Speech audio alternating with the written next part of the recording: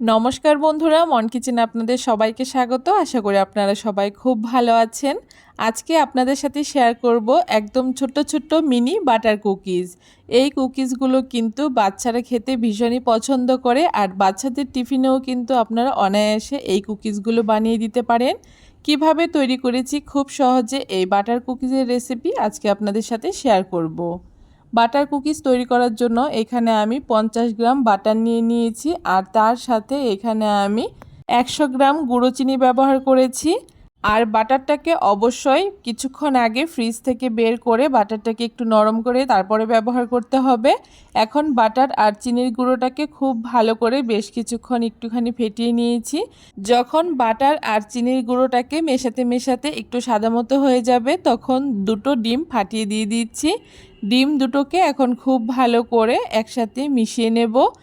মেশাতে মেশাতে যখন ব্যাটারটা ঠিক এই রকম ঘনত্বের তৈরি হবে, একটু ভারী হয়ে আসবে, তখন কিন্তু বুঝতে পারবেন ফেটানোটা খুব সুন্দর হয়েছে।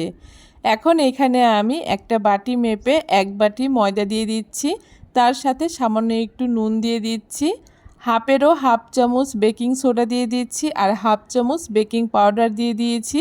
আর স্বাদটা যাতে ভালো হয় তার জন্য এখানে 2 প্যাকেট গুঁড়ো দুধ ব্যবহার করেছি 10 টাকা দামের।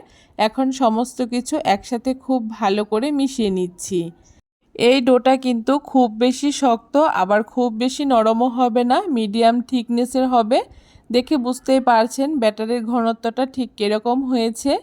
এখন খুব ভালো করে সব কিছু মিশিয়ে নেওয়া হয়ে গেলে এখানে আমি বাড়িতে বানানো চকো চিপস দিয়ে দিচ্ছি। আপনারা চাইলে বাজার থেকে কিনে আনা চকো চিপসও ব্যবহার করতে পারেন।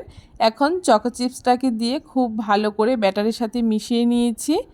কুকিজের ব্যাটারটা কিন্তু আমার একদম রেডি হয়ে গেছে। এখন কুকিজগুলোকে যেই থালার মধ্যে আমি বেক করব সেই থালার উপরে একটা বাটার পেপার পেতে নিয়েছি।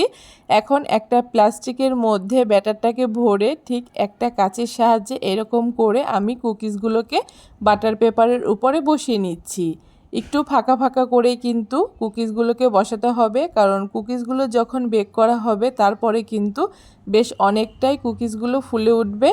তাই একটু জায়গা নিয়ে একটু ফাঁকা ফাঁকা করে কুকিজগুলোকে পুরো থালার মধ্যে আমি দিয়ে দিয়েছি। এখন কুকিজগুলোকে বেক করে নেব। মিডিয়াম আছে 40 মিনিট কুকিজগুলোকে বেক করে নিলেই কিন্তু খুব সুন্দর কুকিজগুলো তৈরি হবে।